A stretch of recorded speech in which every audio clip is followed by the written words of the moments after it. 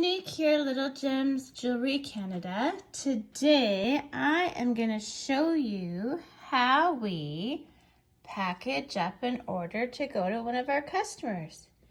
And this right here is what he purchased. We're going to start that in just a moment. Hi everyone, Monique here from Little Gems Jewelry Canada. Today we are going to be packaging up this beautiful necklace. So I'll put a link in the description for the tutorial to make a necklace like this, or even for this necklace exactly. So what I start first is I get a little baggie and I put my necklace in the bag.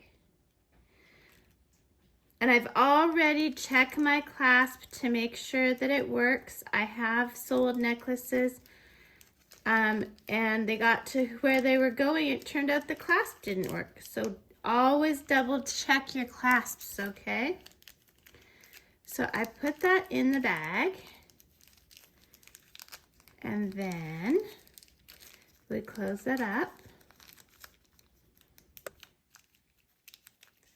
See, nice little package. I usually make a coupon and put a coupon with it. See, so thank you, 10% off. And then I put that in these really nice bags I got. Put all that together in the bag. So I always give a free little gift or a coupon so that, you know, the customer knows that they are appreciated, right? So then I just fold this up nice and neat. And then I put a little thank you sticker on it.